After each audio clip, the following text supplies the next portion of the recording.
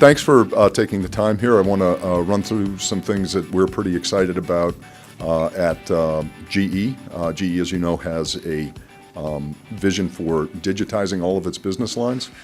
And the first digital entity that they set up was Power Digital, and NUCO was a part of that strategy. The legacy Alstom is a part of that strategy.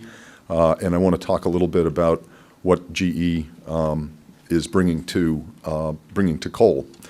So GE, we've been just amazed, having been very domestically focused prior to joining GE, how strong the demand is globally. And as we think about things like carbon, and we look at things like how global carbon emissions are tracked and are important, in most of the countries that I've been to, and I don't want to say most of the countries, but it's most of the big ones in the last 6 months, this is a stronger problem. People don't have either good access to electricity or electricity. And it's something that I had seen in my life in going overseas. Lots of people don't have it, everyone needs it. And so this sort of frames everything that GE is about in terms of how do we deal with the issues that are confronting coal and the particular problems that are caused in markets like ours. So there are some strong global trends in power, and we'll get to sort of how this is particularly working out in the U.S., but overall, and we will all feel these, there's slower GDP growth. There is a real need to make your own markets and to make your own success. The slow GDP growth is, I think, particularly strongly felt here. It is there, but it's not strong. But it's a global thing that we're also seeing develop. There are always resource constraints. There's only so much coal. Gas is cheap here. It's expensive abroad. There's only so much sunlight. There's only so much wind. And that leads to financial constraints. And so in response, what the industry is seeing is that there is a lot more growth in the emerging regions. It's viewed by companies like GE that clean energy is a real opportunity. We agree with that.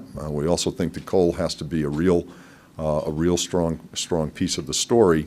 And the digital capabilities is what I think we'll spend some time on today, and use what my company contributes to that as a concrete example of what GE means by that and what we can enable. But there's a real story around that goes beyond the funny commercials. So there's going to be a mix that's needed in meeting world demand. Fossil fuels. It's about 60% of the industry, as we saw in a couple presentations this morning. It's a must. Everyone knows it's going to be there. How do you make it as clean and as economically viable as possible? Renewables are growing really fast off of a very low base, and we're learning more and more as we integrate more of those resources into the mix, what impact that has on the rest of the fleet. In some markets that are accommodating a lot of wind, we see that emissions from more traditional generating sources like coal actually get worse because the plants are popping around all the time to accommodate the wind load. And in emerging markets, as we talked about, that's really where most of the growth is going to come from. Every country has its unique needs. But that's where the investment in coal is really, really strong. And so the end goal that everyone has is affordable, reliable, sustainable power, and we're trying to bring everything we can to bear on that.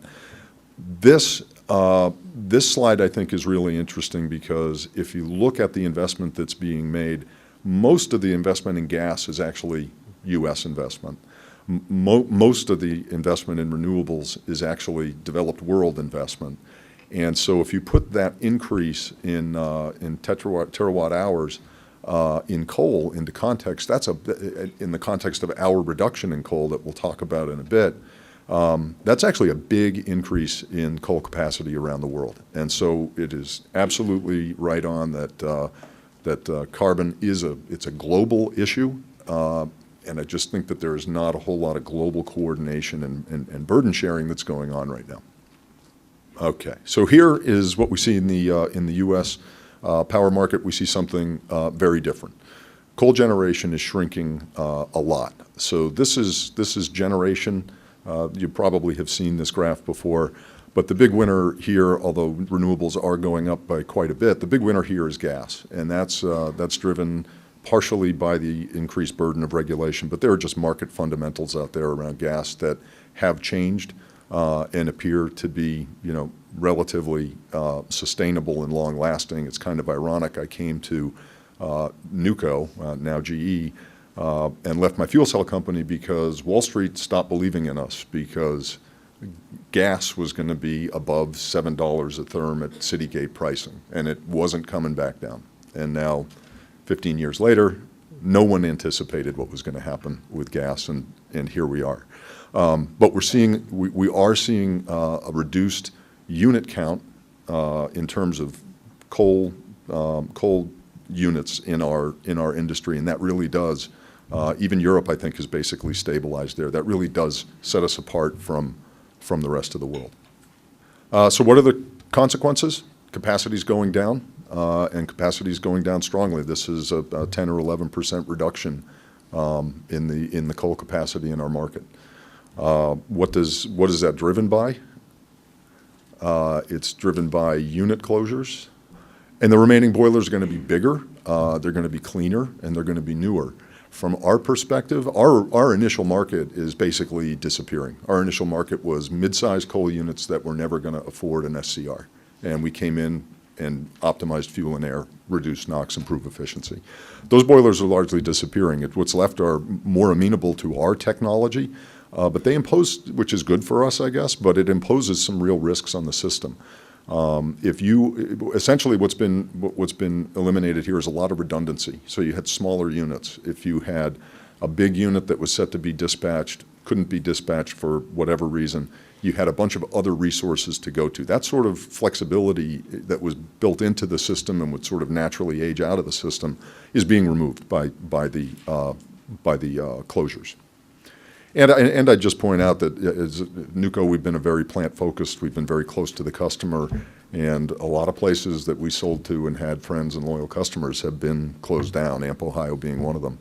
And that's just it's a difficult thing to see. Okay. And declining demand leads to this sort of stagnant coal industry and limits their ability to respond because they have lower prices and less demand. They're in a very difficult spot. So what are the drivers? Never thought we'd be here, but you have coal and gas competing for baseload. Very large coal units on economic shutdown for weeks at a time. Dispatch at big state-of-the-art coal plants at 35–40%. It's an extremely competitive market, and efficiency is a big part of that. The intermittent nature of renewables and some fluctuation in gas prices means that there's a big driver towards flexibility. Coal plants really, many of them are just not doing what they were built for.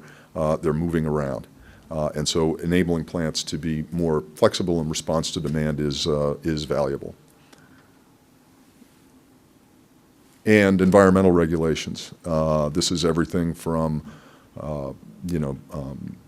new source review to the CASPR regulation to the MATS regulation. It's sort of an ever-tightening standard, and the more you can get out of your existing assets, the better.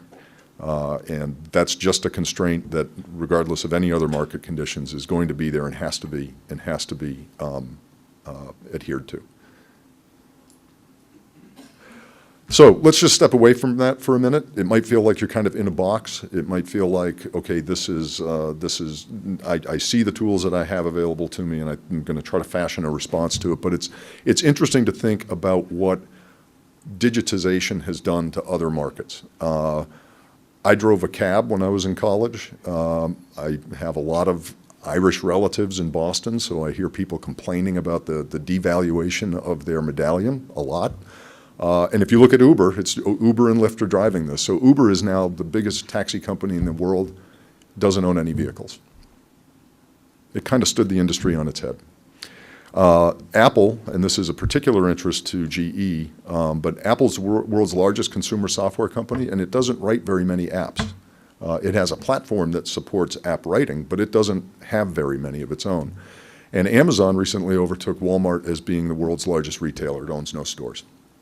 So I don't know how many direct analogs there are between here and the power industry, but digitization, getting into the Internet of Things, leveraging big data, are real opportunities to change the way that we do business. And I'd like to talk a little bit about how NUCO does that in a few slides as sort of a key enabler in coal and relate that to the overall GE strategy. It is coming. Industrial Internet of Things is going to be out there. You can look at any number of sort of more available points, control points, information points out there. Smart meters are gaining traction. Internet-connected light bulbs, cars connected to the internet, and GE machines out there in the world produce a tremendous amount of data every day. That's data about how these plants are being dispatched, how demand is being communicated to them, how their maintenance history and future is impacted by their operation, what their current operation is. We have a picture of a windmill here, but coal, as we'll talk about in a minute, is a real opportunity to leverage a lot of data and better integrate that into companies' understanding and fleet response. Energy is actually going digital. There is a huge amount of investment going into generation, transmission and distribution, consumption, microgen. This is a good example of where there have been silos and where those silos can be pulled together by leveraging data. And it's very interesting to think that, well, fuel cells are really not that big a part of the mix. Solar panels on roofs are turning customers into also producers. And so there's a tremendous opportunity to use data to pull these together and wring out efficiency, wring out longer life, wring out better maintenance regimes. And without affecting service to the consumer. What does the industry ask for? These probably haven't changed that much, but better performance, greater reliability, emissions compliance is a must, and growth must be profitable. So this is something that we've seen throughout our history. It has some new motivators in terms of environmental regulation, some new requirements in terms of meeting gas price. But the biggest change is really what technologies are available to do better with what we have. So GE talks about this in terms of OT-IT convergence. If you've seen the commercials, they make a very strong case, and it's very important to them that the industrial side be married to the digital side. Getting an app that tells you where to get the bottle of wine you want when you're in a city, that's not a vital service. There isn't a NERC-CIP requirement that pricing be only displayed to you. There are a whole set of different requirements for the industrial internet, but it is very, very worth doing. When I hear about the Internet of Things, I think I've heard many, many times that I can get an app that will make sure that my refrigerator compressor doesn't come on when my AC comes on. And that's about $7,500 worth of asset that you're optimizing. $1 billion power plant is a much, much bigger opportunity. It's a much better opportunity. And that improvement that can be made with software is both using physical and analytical devices. So we have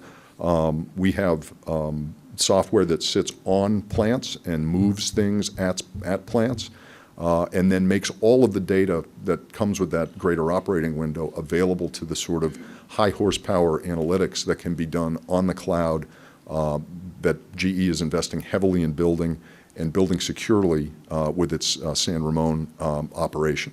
We fall into a category ourselves of something like brilliant machines. This is where local action can be taken to make that machine respond to its existing operating conditions in ways that were probably not contemplated when it was built. Many units are running off design, and many units are using fuel that they didn't used to and meeting load curves that they weren't built to make. And so enabling machines to intelligently respond to what's going on around them is a really important part of the GE vision. Industrial big data, what do you do with all that data? A very large generator will have lots of experience with its plants. And to take an example, if you've got a certain design of pulverizer and you own 100 of those, then you know a lot about the maintenance, about the lifing, about how different fuels impact that pulverizer. If you could pool that information with other owners, and you would have and get a bigger index, a real-time index of how those pulverizers also respond to operating conditions. Your knowledge of what's going on will be a lot deeper. And so when we think about scaling, it's about creating community opportunities like that can help to feed the industry's overall understanding. And finally, extremely important to us because of where our software sits is people. How do you make this interact with people successfully? And so you might not think of them this way, but coal plants are really big data machines. The complexity that goes along with a coal plant compared to a gas plant and being absorbed by GE along with Alstom, we're doing a lot of explaining about how complex these beasts are. An example would be there are 23 or 24 failure modes that are tracked in GADS, reasons for you to go out with a coal plant. With a natural gas combined cycle plant, it's 11 or 12. There is a lot more going on in a coal plant.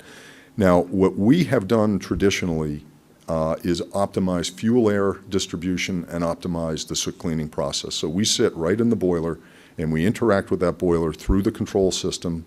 We have a server on site that communicates through OPC. It's all NERC compliant. We think in the coal world, that's really where value is created. That's where value is destroyed. The operating challenge that's there for operators is kind of a really great textbook application of where human ability to interact with data meets its limit. Every minute, the operator has access to, say, 400, 600 data tags that are tracking and informing him about what's going on in the process. And he's got a big chaotic process to manage. The firing of coal, I don't have to explain to you. That's a giant, chaotic, data-rich process. And the operator has access to things that impact how that process performs. But if he needs to read 600 data tags and then he needs to move 40 things, some of them every 20 seconds, if he's chasing something like CO, some of them every 12 minutes, but he needs to move 40 of them, it just can't be done. It's not that they're bad operators or they're not paying attention. It's just not possible. The companion process to that is the soot cleaning process. So we take control over soot blowers and we get rid of sequences. We respond to actual operation and cleanliness in the boiler. Now, doing better with each of those things is really good. We bring down blowing operations by 20 to 30%. We make heat rate better by 0.5 to 0.75% with the soot product. And when you're doing that, you know you're not cleaning dirty tubes, so we see a marked reduction in unplanned outages because we're not eroding tubes by putting water on metal at 1,000 degrees. But the bigger opportunity, and this is sort of where it plays into the GE story, is that those two processes are the biggest disturbers of each other. They're the biggest disturbance variables that each other has. If you have bad combustion, you're not nailing your CO, you're going to have slag deposition. And whenever you blow soot, you're introducing exogenous to fuel air control changes in how the fuel and air are mixing. So we take the opportunity to pull those two together. And that, in this specific case, means that we can really do a lot for the plant's efficiency, reliability, and emissions. But it's also sort of a bigger story. We're also looking at now including the pulverizer. We're looking at reaching out to the steam turbine to grab sliding pressure. It's a really good example of how the bigger company, GE, is giving us opportunities to even get to the water side on the condenser and on the, particularly with ultra supercritical units, it becomes really important to have both sides of that tube absolutely as perfect as you can make them. But this is all to say that GE is reaching into the assets. It's got a strength there. Its acquisition of Alstom brought it strongly into coal. They're going to continue to invest in that, and that's going to be a part of their sort of all forms of generation, I should say, all forms of generation play in the power industry. So just as an example, I know Mr. Metcalf was talking before about CO control, overfire air. We have a customer in Texas that has a 125 parts per million limit on CO. Big, well-run plant. With people in control, their average is 107. And that's pretty good. They need to be able to take care of excursions. Our target and our result is 123. So they really trust us to keep us right on, to keep them right on that edge. And it's an example of what can be done with technology. And I should thank Tom Sarkis and the whole DOE. Part of what made us, I think, appealing to GE and gave us our platform was about $40 million in Department of Energy contracts that we executed on in the mid-2000s. So thank you. Okay, so GE has a vision for the digital power plant for steam. For us, I think we should be the textbook case for how GE acquires software companies. We've lost no one. We're really happy to be there. And the options that they open up to do sort of basic research around things like fuel analyzers, look at physical opportunities to improve the boiler, change the way that work is guaranteed, talk about long-term results, not test burns. These are all things that we could never do on our own that GE is really helping to bring to the table. So we think there's a big opportunity to improve the efficiency of the fleet. One of our best customers in Arizona will attribute 2.5% heat rate reduction to NUCO with an asterisk. It's not just NUCO, it's the physical changes that needed to be made to the plant to improve heat rate that NUCO brought to the customer by applying artificial intelligence. It contributes to that. We could only do that as NUCO on our own. Now with GE, we can bring the full weight of the Alstom organization and to the table. So we think that we can get 1.5% efficiency taking that approach. We think we can really help to reduce unplanned downtime. That's both through our trick, which is helping to avoid eroding your tubes, but also by the high-powered analytics that GE can bring to where are you going to run into your maintenance problems, when should they best be scheduled, how do you pile those up. We were talking last night, Mrs. Brickhouse and I, about is there a new philosophy that needs to be taken to outages and downtime. If you are a big coal plant that has 35% dispatch, well, first of all, that 35% is super important to you, and you want to be available when it's there. It's not like, I have all the time in the world, I don't need to maintain. It's more like, I got to be ready when I need to be ready. But do we have to do the outages in the spring and the fall? So the winning equation for us, let's get to that 1-point efficiency improvement. Let's save money for the plant. It's a real savings. It's a CO2 savings. So if you go through the contortions that we've gone through to figure out, it's about double. So if we can get 1.5%, that gets to be a somewhat significant contribution to coal plants meeting the clean power plant.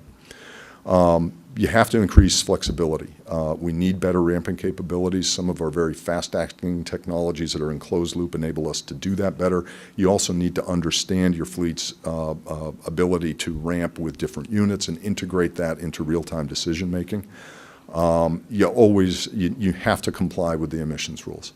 Part of what we do is written into the MATS regulation. There's a sort of standard benefit that you get if you have a neural network that you don't get. It leads to less risk, but it's a lot more fluid than that. CO2 is an unknown. NOx is a known.